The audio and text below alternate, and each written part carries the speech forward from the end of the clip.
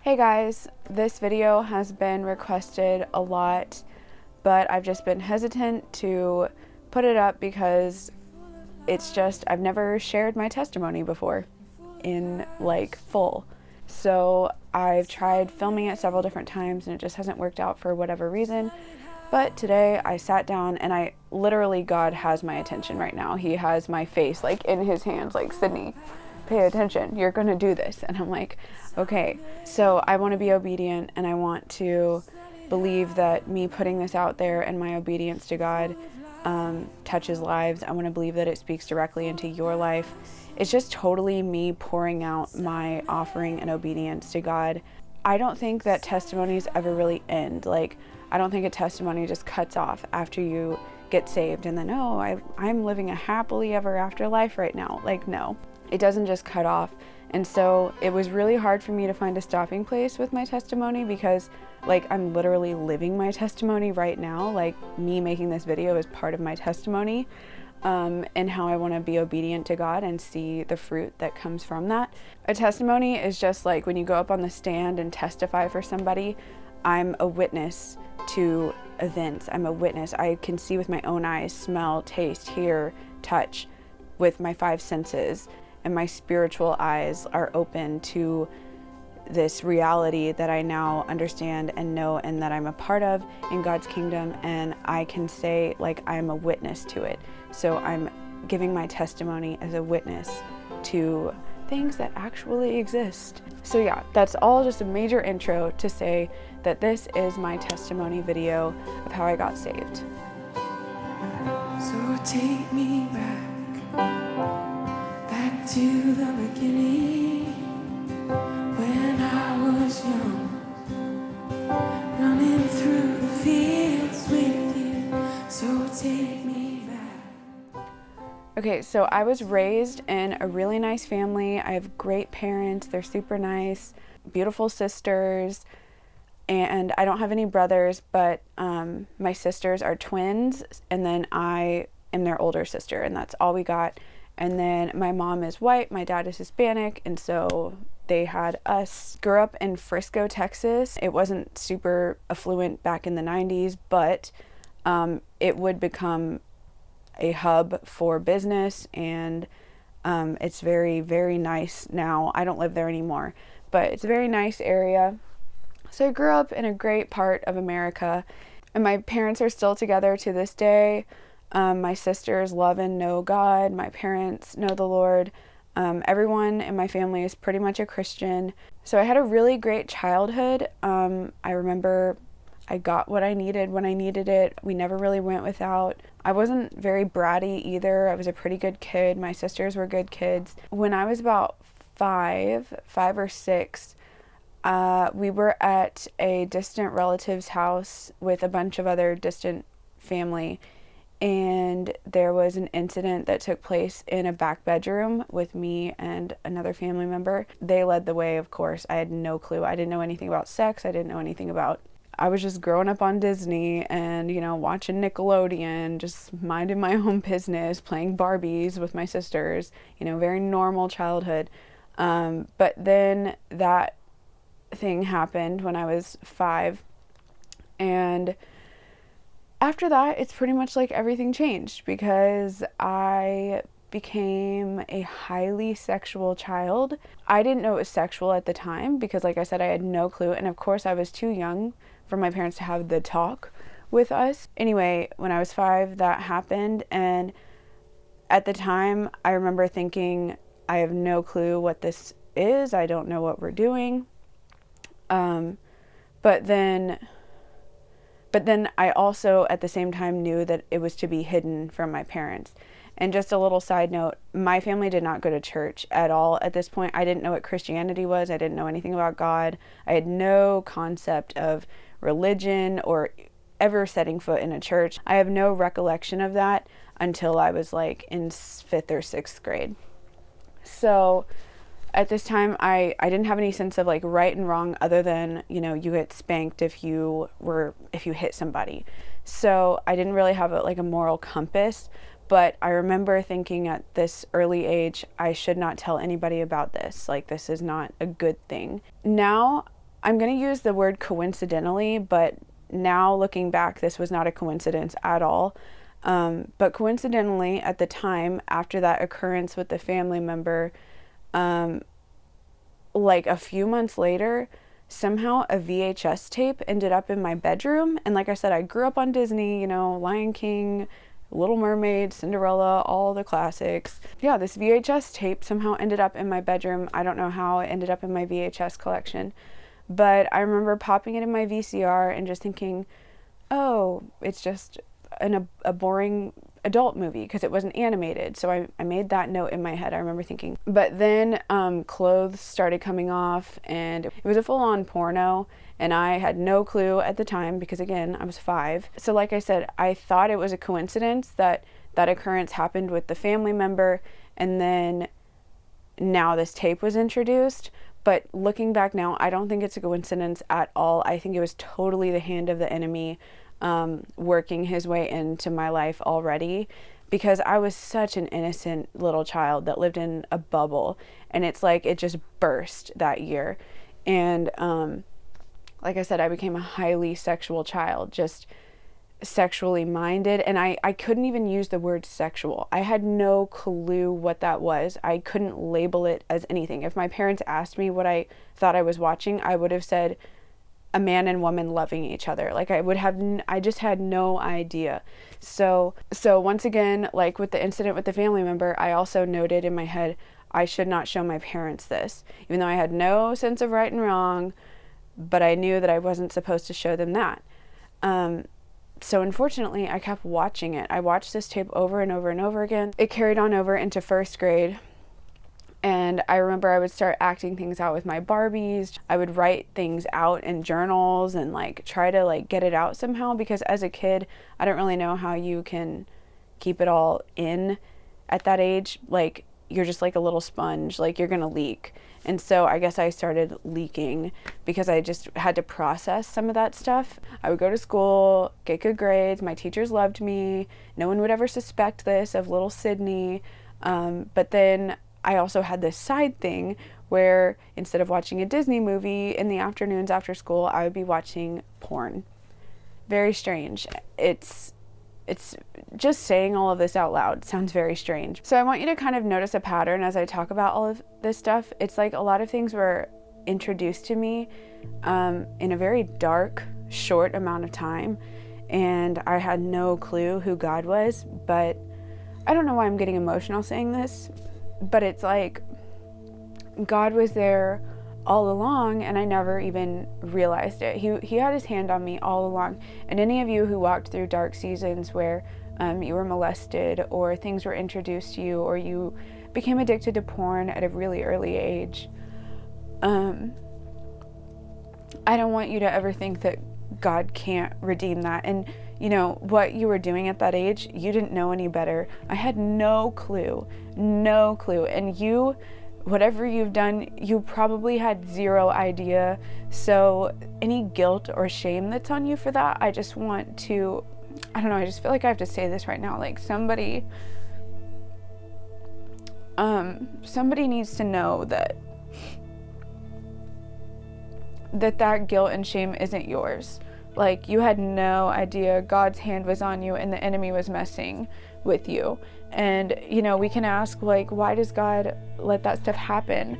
I used to ask that question until I got to where I am now, and I realized, oh my gosh, there's so many people who've gone through this that like I can speak into the lives of those people and I can relate and understand. And there's plenty of people who this stuff hasn't happened to, and I don't think this stuff has to happen to you for you to be like a legitimate saved Christian, and you had to go through this really hard drug addiction or porn addiction to like be redeemed. No. I've talked to plenty of people who say they grew up and they loved God and they never did anything bad, and maybe they like lied a few times about small little things, but you know what? It doesn't matter. The Bible says if we fell short one time, we fell short in all the law. So anyway, I just wanted to say that anyone who feels guilty or shame for that time that they went through that, or even feels guilty for like having pleasure from that time, that's something that you need to take to God's feet and lay it there, because that's not your burden to bear. You know, the Bible says that the human heart is dark and deceitful. So ultimately we are pleasure driven, childlike things that are very sexual and need comfort.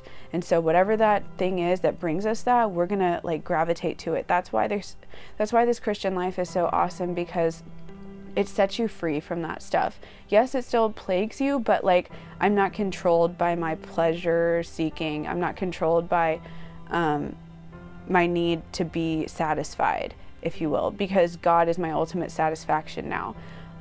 So he never runs out. Like, his satisfaction always satisfies. I can always go to him, and yeah, I'm fully satisfied in him. Fast forward, I had the porn watching thing on the side, and I didn't really know what masturbation was at this point. It was just me like watching it all the time. A little bit of it, I guess, started to leak out because, like I said, I had to process, and I would write this stuff down in a journal. My mom found my blue journal from the book fair, but my mom found it and she was like very upset, like almost like she was gonna cry, I remember. And she showed me some of the pages and was like, "Sydney, what is this?" And I was like, "Oh, that's this girl on the playground. She gave it to me and she told me not to show anybody." And so I just played it off real cool like that. And like I said, I had a great childhood, great upbringing. So my mom believed me like instantly. I remember like that was probably the first lie I ever told. I just remember relief like wash over my mom's face. Like, she just totally believed me. I was ready to have that lie and I just had it. And I probably had never lied before that, because I was such an innocent little, it was like this perfect little world that I lived in. And it's like, it was starting to crumble down that year in first grade. Second grade rolled around, and that year I got extremely sick. And the really strange coincidence is the family member that had done something to me, that's the family we were visiting. And so we were visiting this family when I was in second grade, and I got so sick at the end of that visit. And I remember me and this person just kind of like played it cool, acted like it didn't happen. And then at the end of this visit with that family though, I got really, really sick. I had the flu and like a UTI and something else. It was bad. It was miserable. To this day, I'm a little bit wary of throwing up because I threw up so much during this illness. I had so much bile. Like, I'm sorry to be gross, but I'm just being real. I would eat like a part of an ice chip and then puke again. It was miserable. It was so bad. I even can like taste and remember the smell of bile because I threw up so much bile. Sorry if that grosses anybody out. I'm done talking about throw up now. I'm just letting you know how badly dehydrated I was getting. And so my parents drove us home after that trip, and they had stripped the bed. It was late at night. They were trying to like nurse me through it because they thought it just needed to run its course. Well, I guess my fever got up pretty high because it hit like 107. And after 107, your body like starts to cook itself because we're made out of proteins and stuff, and you can have some brain damage. And so my parents got really worried. And I remember they like dunked me in an ice bath. It was miserable. I remember laying in that ice cold bath with my parents just like staring down at me, and it was so awful, but they were just trying to lower my fever. They were trying to do the right thing. They had concern on their faces. And that's what the paramedics told them to do, because I guess they called 911. And then I remember they put me in a towel and they put me back on my bed, and it was just a mattress cover on it because I had thrown up so many times.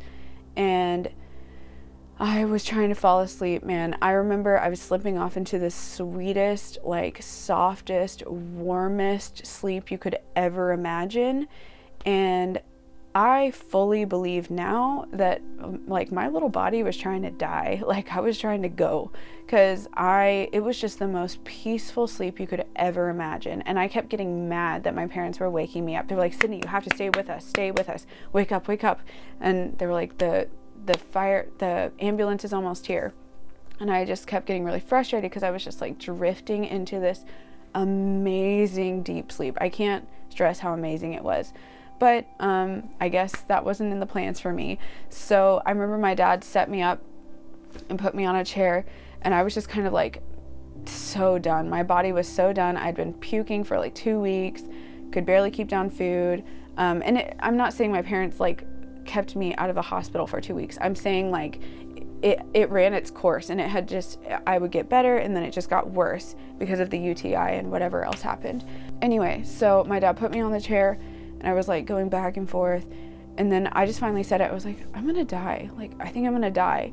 Like a little 8-year-old saying I'm gonna die, I can totally understand that would freak my parents out, because it did, because I saw their faces right away. And my dad, I could hear like the frustration in his voice, like, Sydney, why are you saying that? Why do you think you're gonna die? I was like, I'm gonna die. Like, I just kept saying that. And it's like something within me was speaking. And to this day, I can't really explain it, but I'm just gonna tell the rest of the story. The paramedics got there, they put me on a stretcher, we go out to the ambulance, and I was just still so ready to go to sleep. But they kept telling me to stay with them. Come on, Sydney, stay with us. I was like, okay. I remember they shoved a little teddy bear in my face, and I was like, oh, that's nice, cool. I'm done. I'm so done. And then I'm in the ambulance, we're riding down the road, and I see this little white dog sitting in a chair, and its eyes were like big and black, and they were like staring into me. And I was like, oh, there's a dog. Like, that's cool. Because kids like dogs, I guess. It really got me. And to this day, like, I really highly react to animals. Like, if you have an animal around, I'll be like, oh my gosh. Like, I'm not a very, like, excited person, but an animal will get me excited. And God knew that. So, it sounds strange, but I'm going to explain it. So this little dog is sitting there in the chair, wagging its tail, but also kind of like creepy eyes, like dark black creepy eyes. Not creepy, but just like fierce eyes is the word I would use. Just fierce and captivating. And so I was just staring at the eyes, and I remember telling my mom, like, look, Mommy, it's a dog. And she probably thought I was crazy. So then we get to the hospital, I get better, I get IVs, I get on the medication. And then like a few days later, I remember asking my mom, Mommy, do you remember the dog? And she was like, Sydney, they would never let a dog on an ambulance. That's not sanitary. And then I was like, that's weird, because I totally remember a dog. And then a few years later, like even much later, like a few years ago, I asked my mom again, like, there was no dog, right? There was no dog on the ambulance. She was like, no, Sydney, there was no dog. But y'all, I can see that dog crystal clear in my memory. And I don't know, I fully believe it was an angel. Sounds weird, call me crazy, I don't care. That's what I believe. And I believe it even more because I've heard other testimonies of people seeing angels, and they have like big eyes, like really big, deep eyes. And so that has also been a confirmation for me. And I fully believe it was not a demon because it was happy. Like, I could tell it was rooting for me. Like, my soul knew it was a good thing. It was not a demon. But, and I felt like Satan was actually like trying to take me out that time. So I don't know why he would want to keep me awake if he was a dog. So anyway, that's a weird part of my story. But that's also to tell you, like, God has been with me all this time. Had no clue. And I didn't even know him at the time, but he's always there. Also that year in second grade, I would cry a lot. Like, I just would have these things that my parents and my teachers would call sad attacks. And I had no clue what I was going through at the time, but now as an adult, I can realize, oh, I was just processing all that I'd been through, but I would just cry so much. I remember I was at a Christmas party in second grade when they had like candy and cookies and dancing, and it was fun, and there were games, and it should have been everything fun. And my birthday is December 22nd, so they were like celebrating my birthday also with the class. It was just a great day. I remember thinking, man, this is so fun and awesome. Why am I crying? And I just sat in a chair and cried the whole time. But I guess it was just how a little kid processes the things that they'd been through because there was no one to talk to about it. Third, fourth, fifth, sixth grade, seventh grade, they all come along. I, at this point, have been addicted to porn since the age of 5. At this point, I had found like late night HBO, which had a lot of porn on it, and I would record things on my VHS, and I was addicted. And like I said, no one would ever know this stuff. I was a straight A student. I had normal, good friends. My family, we were great. It was just very like kosher, clean upbringing. However, I had this like nasty side habit going on. I never felt convicted about it. I never felt wrong about it. It was just how I was living my life and filling a void, I guess. So then in 5th grade, I gained a ton of weight. I hit like 200 pounds and I was also 5'6". I had double D boobs in 5th grade, which nobody else had. So I would wear like 3 or 4 sports bras to like compress everything down because I was embarrassed. Went into middle school with a lot of weight gain, and I was just so miserable inside of my body that I started wearing men's clothes. So I would only buy like basketball shorts and oversized t-shirts from the men's section. And my parents would like let me wear this stuff. They just let me be who I was. And then I remember this is when I really started to like boys, and I was still watching porn very regularly on the side. In 7th grade, I had a lot of good friends, and I remember telling one of my guy friends like, oh, I really like so-and-so. And so he told so-and-so that I really liked him. Well, so-and-so said, ew, Sydney, that's gross. So I remember feeling horrible that night. I felt so awful. And it's like I had no clue what I really looked like. But that night, I finally saw myself for who I was in the mirror.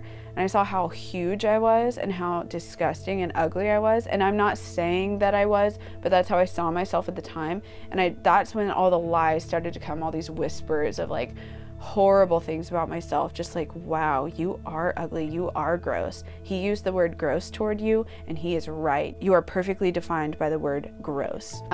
Weird note, I like remember duct taping my stomach, thinking that it might hide some of the fat. And then I remember crying later that night, like trying to slowly take the duct tape off because it hurt so bad. So 7th grade was a strange year because I was wearing all the guys' clothing, and my parents had started putting us in church. And so for Halloween that year, the church had this like big church party thing, and I dressed as a guy at the church party thing. And I'm sure parents were like judging my parents, but my parents are just so sweet and naive sometimes that I don't even think they thought anything of it. And I didn't even think anything of it either. I didn't even consider it like cross-dressing or anything, but a part of me did enjoy being looking like a guy and wearing a guy's wig and like strapping my boobs really flat and wearing baggy jeans and all this stuff. And I would never like identify with like transgender or like gender identity issues. It was more like, here's an example. So at that church, I was talking to one of my friends who was this really pretty girl, and her boyfriend walked by and was like, whoa, whoa, whoa, who are you talking to? And then he was like, oh, it's just Sydney. And they were all like, ha ha ha, that's so funny, you're a guy for Halloween, ha ha ha. And then they went on to do whatever they were doing. But I remember thinking like, even though I was like fat and covered in eczema, at least as a guy, I could just wear a hoodie and it was normal. I could just wear baggy pants and it was normal.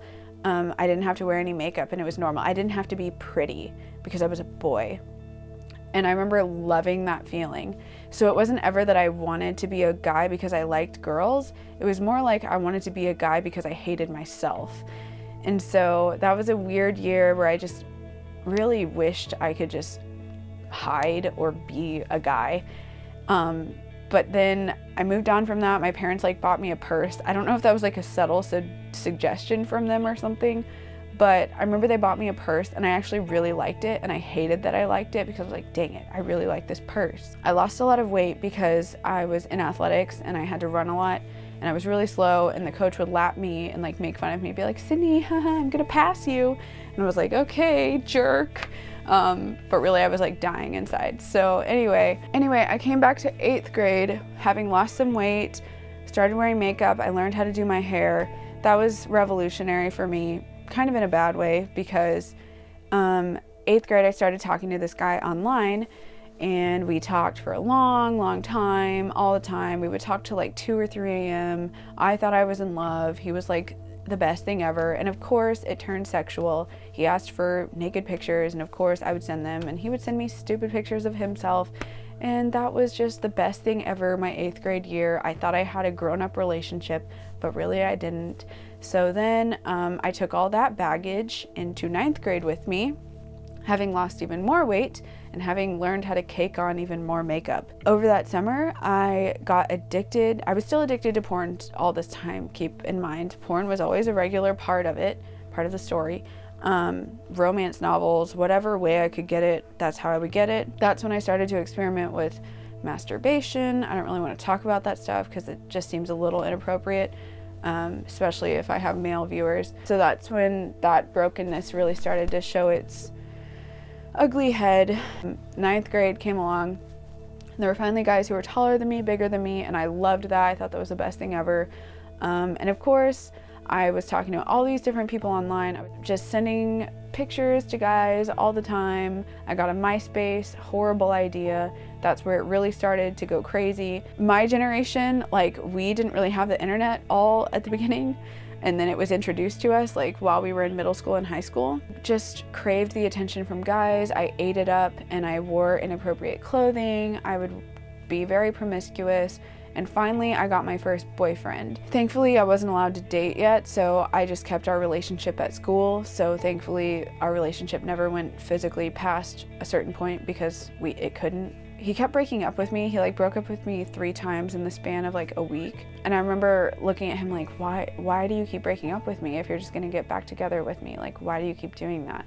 And then he said, because you'll always say yes. I remember that freaked me out that day because I was like, well, fine then. I'm not gonna be with you. Because it's something within me realized, oh my gosh, Sydney, you should value yourself more than that. But I didn't. Thankfully, I did not dish anything out other than my first kiss, which is kind of crappy.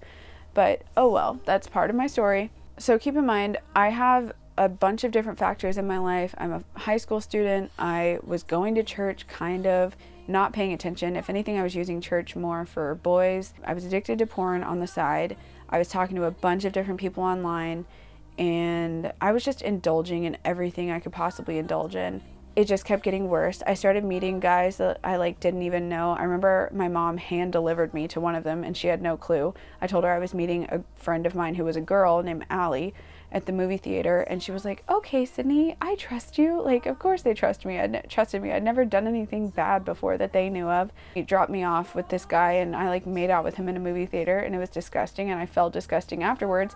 But then I did it again. I met that same guy again and did the same thing again. Thank God it didn't go any further. Thank God he was who he said he was, because, back in the MySpace days, we only had one website to verify who these people were. He could have totally been a catfish or some person who was lying, or a sex trafficker. It could have been anything. But I'm so grateful that God protected me through that. Ugh, crazy. Just a lot of different guys. This one guy told me he was going to commit suicide if I didn't send him photos, and he went to school with me, and that was awful. So I had to meet him in the hallway every day. And it's just the fun, pleasure-seeking sin, the filling up my cup with validation from guys started to get grosser and grosser, and I started to feel emptier and emptier. I mean, there was even something that happened at the church, and I'm not going to talk about it, but it's just gross. And it just started to get out of hand a little bit. And then, all the while, my dad was gone a lot because of work, but also because his brother was diagnosed with cancer years before. And I remember back in 8th grade, him and my dad both shaved their heads in solidarity to for chemo, because he was going to lose all of his hair, so they just went ahead and shaved their heads. And then my uncle basically took a turn for the worse. And I remember my family brought all the cousins upstairs, because I have a lot of cousins, and we all went upstairs, and my uncle had hospice care, which meant he was basically going to pass away. And I remember they lined all of us up to say goodbye to him, and we all walked by him and squeezed his hand. And for the first time, I was I felt something. I felt something outside of myself, and I didn't really know what it was.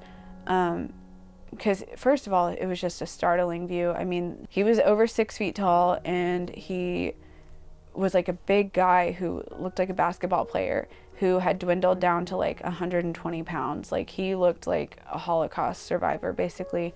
And he had like a rattle in his breath. They call it the death rattle when they're like about to pass away. They walked us all past him, and we each squeezed his hand and said, "Bye, Uncle Mike. I love you. Bye, Uncle Mike."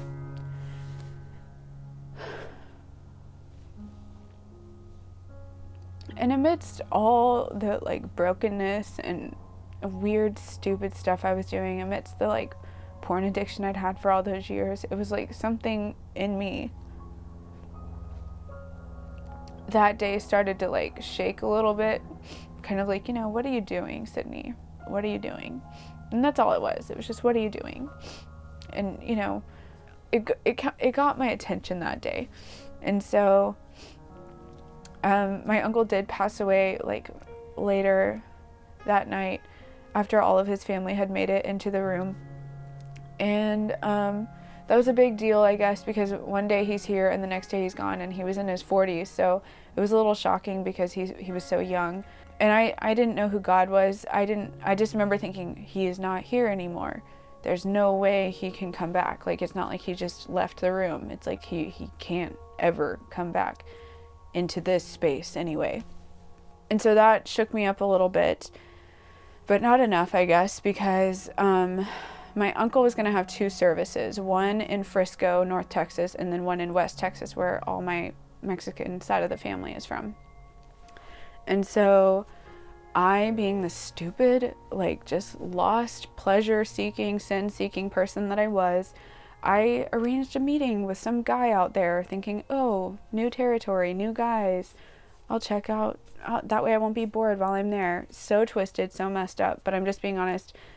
This is how far sin can take you and make you realize you don't even realize how lost you are and how atrocious it is. But so I set up a meeting with some guy, and for some stupid reason I gave him my mom's phone number. And so that meeting was set up and pending. I was going to meet this guy while I was out there. But then also we had the memorial service to get through in Frisco, where I was. And so that was the first one. And my dad has 6 brothers, Mike being the one who passed away. And then his oldest brother is named Junior, and he grabbed my hand and like walked me over to the side of the stage at the church. And he just started speaking to me with like some kind of authority. And he just grabbed my hands and he was like, "Mija, God loves you." He was just like, "Mija, God loves you so much. And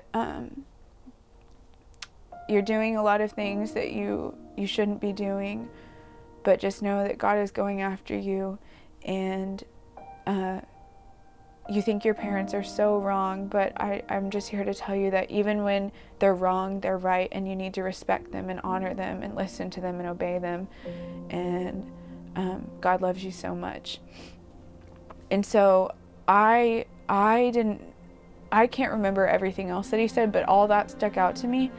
And I truly felt like I was standing on like holy ground in that moment, because it was like he was telling me things that people shouldn't know. Like, I was like, how do you know this stuff? Because I had never talked to this uncle before. He was very distant, long ways away. And for him to just pull me aside like that and tell me that stuff, that God had told him to tell me that stuff, I was just like, oh, okay. And I just started bawling. I was just wrecked.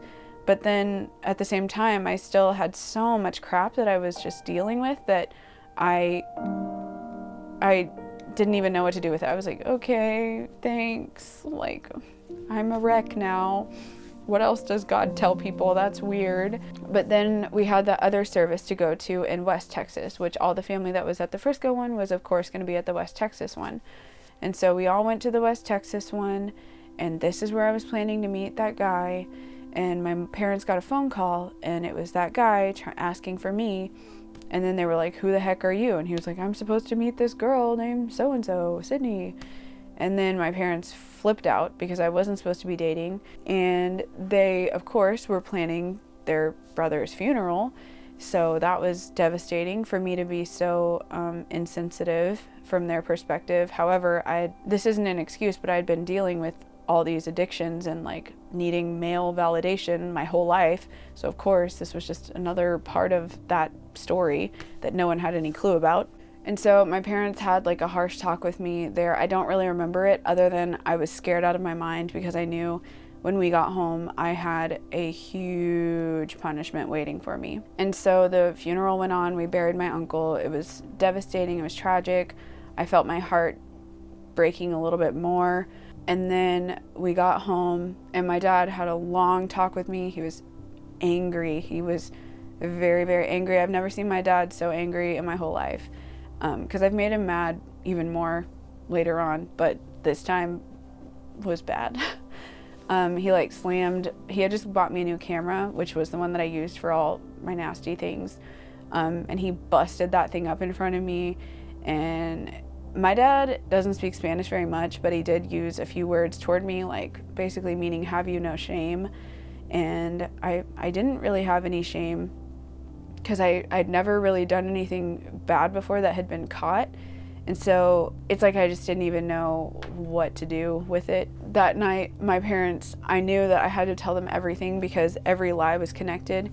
My dad went through my whole Myspace, and which was bad because I had talked to so many guys on there and I had posted so many promiscuous photos. Meanwhile, my dad had just lost his brother and then he was having to deal with his child that had some major issues, but my parents just didn't know about any of the history, so it all hit them like a ton of bricks at the most horrible timing from their perspective. And the weirdest thing about that talk that I had with my dad at the table was that I just started laughing, and my mom was there too, but I just began laughing. I just started laughing, and I remember they were very offended by that. They were like, why are you laughing? How can you be laughing right now? Why don't you have any remorse? I said these words. I said, because I'm free. I said, I'm free. Like, I'm free for the first time. And it's like something within me realized that now every lie was uncovered, every single lie. And eventually I did open up about the stuff from my childhood, from the time I was 5. And I know my parents didn't really know what to do with that because the family member that did it to me is very well loved, you would never even suspect. My dad was trying to break me down, like, why are you doing this? Why are you doing all of this? And this is hours of talking with my dad, of him trying to figure out if I'm even a Christian, because supposedly I'd been saved in 7th grade, the year that I dressed like a boy, which I forgot to tell that story, but I'll just insert it right here. In 7th grade, there was an evangelist that came to the church, and he was just yelling and screaming. All I remember, he was passionate, and sure, it was a moving talk, and my mom looked at me and she said, are you ready? And then I was like, I don't know. And then she was like insinuating that I should be, and I was like, okay, I'm ready.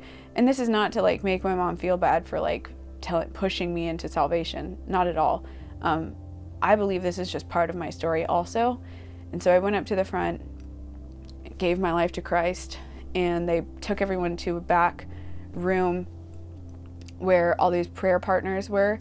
And I prayed with this one lady, and I have no clue what I said, but just like, Sydney, you accept Jesus Christ into your heart? And I was like, I guess, sure, yeah.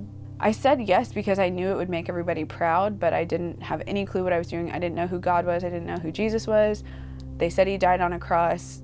Those details just didn't even matter to me. And so that was my salvation. So from my parents' perspective, let's fast forward back to the horrible moment, table talk with my dad. He thought I'd been saved all these years. So it's like, Sydney, you have a moral compass. What are you thinking? And I'm like, I don't know. I'm just doing what feels good.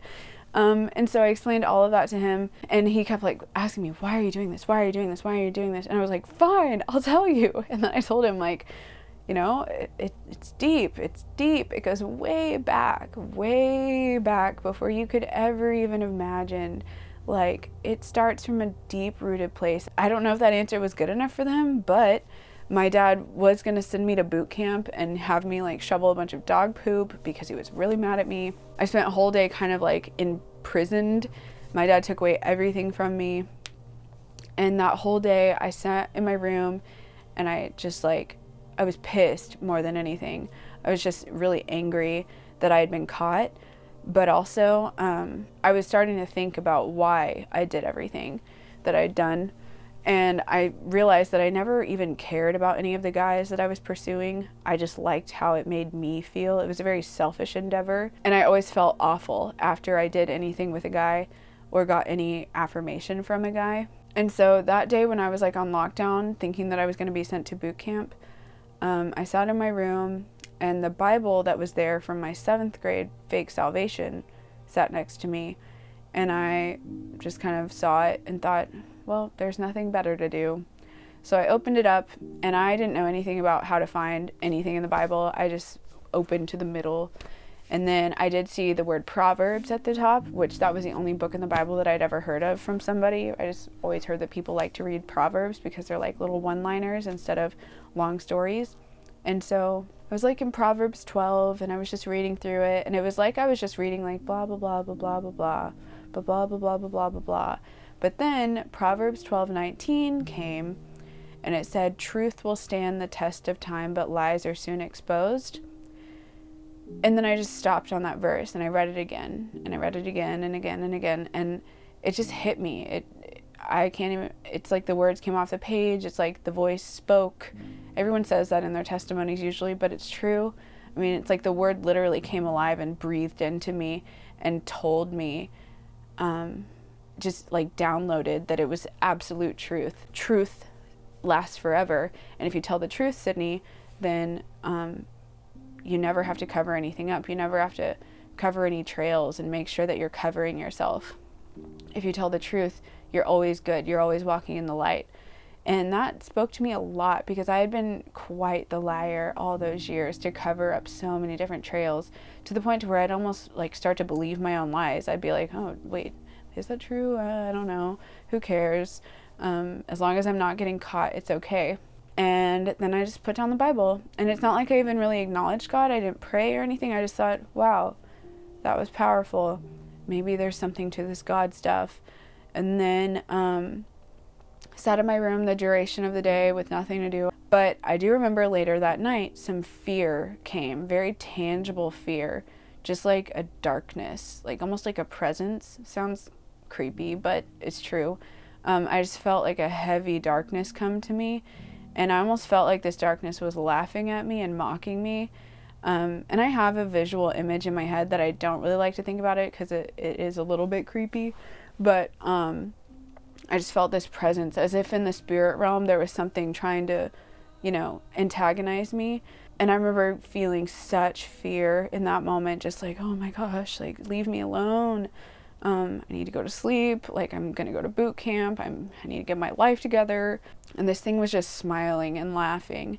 And I got very fearful. I got very scared. And I just remember putting the blankets over my head and covering my feet, because I guess that's what saves you from getting bothered. But it didn't. The torment stayed.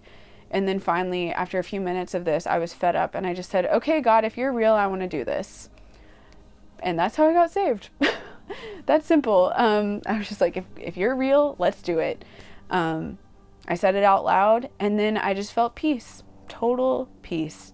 And it's like I knew exactly who I was acknowledging in that moment.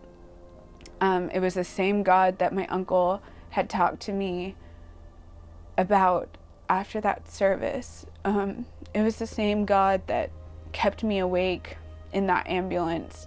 Sounds really cheesy, but I just know. It's like all of a sudden it was just like God showed me that he like was with me all along, and he wasn't grossed out by me. It was the same God that was with me through every single moment in my life. I don't know, total peace came. I pictured every single nook and cranny of my house being illuminated, and it's like Christ came in and just cleansed the home of anything that was evil, and just broke some chains off of me. And I just felt very free. And I was like, man, that was awesome. Okay, God is real. Because my salvation is pretty much credited to starting from my uncle giving me that word of knowledge. I've never questioned whether God can talk to you in the here and now. And I'm so grateful that God showed me that early on, because I've been able to speak into other people's lives like that, even in Africa, halfway across the world, to a girl who didn't speak English.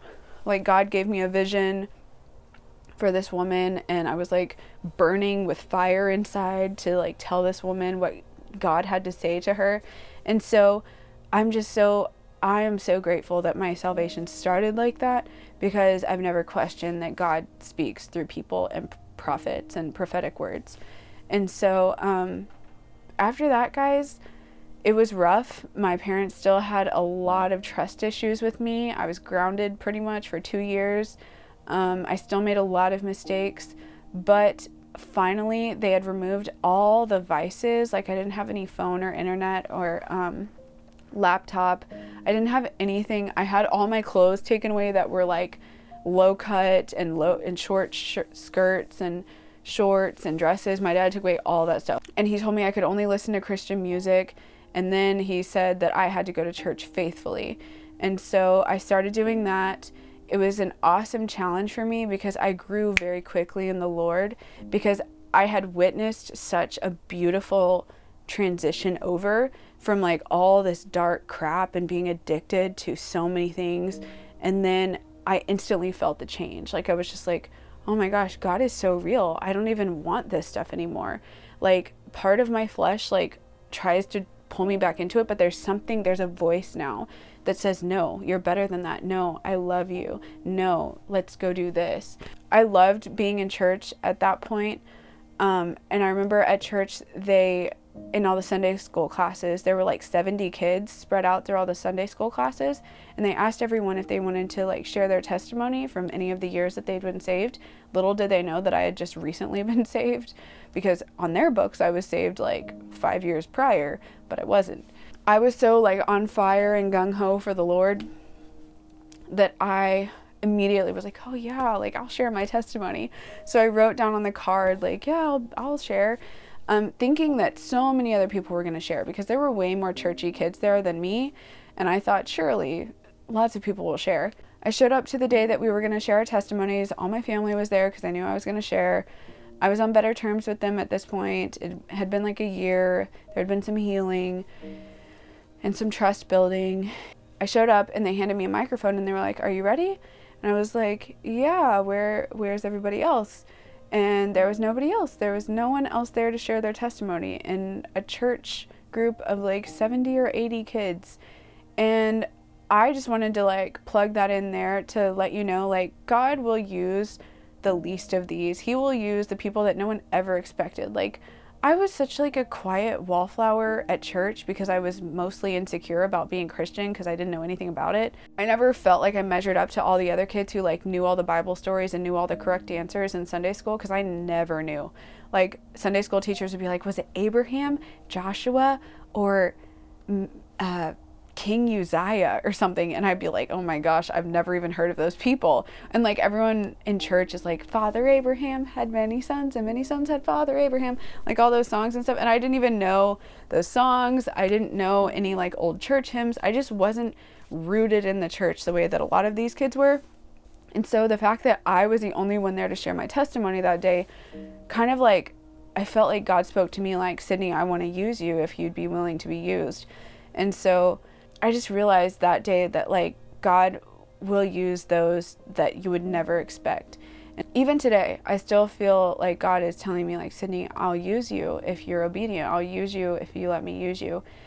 And that's been my struggle with this video, is that I just was like, I don't know, God, I don't know. I don't even know if my testimony is useful for you. All the while, I'm like lacking obedience, and I've been putting this video off for like 3 years. And if you want to share your testimony, if God is prompting you to share what He's done in your life, man, I'm just going to tell you to do it. Don't put it off any longer. I've put this off for so many years. I've had to deal with a lot of guilt from that. And God never guilted me, but it's just like He's whispering things to me and I'm not doing them. And when I am obedient to God, it's just like the blessing is right there. You know, in the last 10 years since then or so, it's not like your life is easy as a Christian, but boy, is God alive and real and active today. Does God heal? Yes. Does God do miracles? Yes. Can people speak in tongues? Yes. Has He connected us with people that have saved our marriage? Yes. Does He work all things out for good for those who love Him and who are called according to His purpose? Yes. So I'm just saying, like, I am a living witness to God's goodness. I am now a truth teller instead of a liar. That's my testimony. I hold truth to a very high standard now. I had two friends like 2 weeks ago tell me, Sydney, when I want to talk to an honest person, I'll talk to you. And I'm like, that's so amazing. Like, God took someone who was basically a pathological liar and turned them into someone who holds truth to a very high place, all because of Proverbs 12:19. Not my life verse, but it's one of the pillars of my life, where so many people have told me here on YouTube, like, thank you for being real, you're so open, you're so honest. And I just really value that, because that's not who I was back then. And so it just shows you, like, God can totally flip around a story. But I just needed people to know some of my history. That way they know that I'm not just like this perfect little Christian that like did everything right and got saved at an early age and baptized, and yeah, that's not what happened. And I still fall short daily, and I recognize it. I walked through a very heavy season of pride, and God like humbled me and showed me how messed up I still am. In a good way, like in the best way possible. He's so loving like that, because he wants me to know that I can't hold myself above others. And I had to learn that lesson, because a lot of Christians, once they get saved and clean up their life, they look at other Christians who are in the mess and think, oh, I cleaned up my life, why can't you clean up yours? Well, the fact is, you didn't clean up your life. Like, pretty sure God radically changed my life. I can't take any credit for it, yet we still do, and we get prideful. I've learned how to forgive people. I've learned how to forgive my husband. I've learned how to endure through heartache. I've learned how to handle panic, anxiety. And I also just want to plug two things in right here. There's a girl in this movie called Heart of Man that just came out like a few months ago, and it's amazing. I'm not sponsored by this, but Heart of Man, you've got to check out this movie. I'm just gonna insert like a clip right here. Secrets have been killing me my whole life. I always felt that God was mildly disgusted with me. Every man, every woman struggles with lust. Lust is desire gone mad. There is nothing that rips the fabric of the human soul apart quite like sexual abuse. I didn't know that what happened to me was wrong, that it affected me so deeply. And what's the trajectory of shame over a lifetime? A lifetime.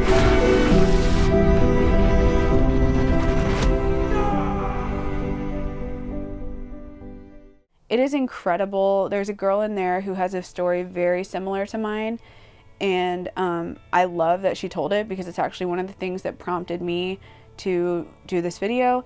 And then also I want to shout out Morgan Tracy J. She's here on YouTube.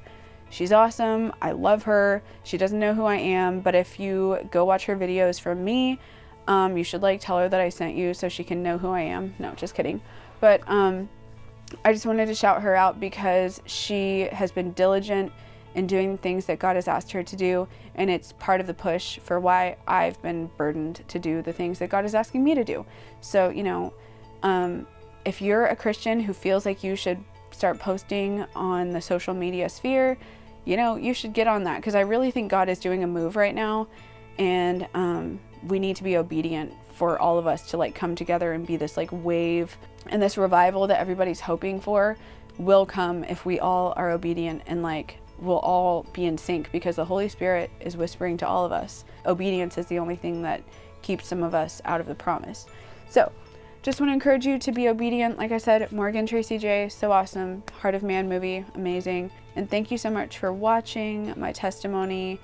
You didn't have to, it was long, but anyway, God is good, and he does love you, whether you know it or not, and he is always chasing after us. We are his children, and he longs for every single one of us to know who he is.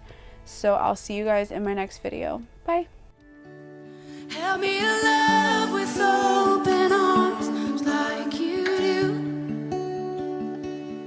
A love that erases all the lines and sees the truth. So that when they look in my eyes, they would see you. Even in just a smile, they will feel the Father. is love.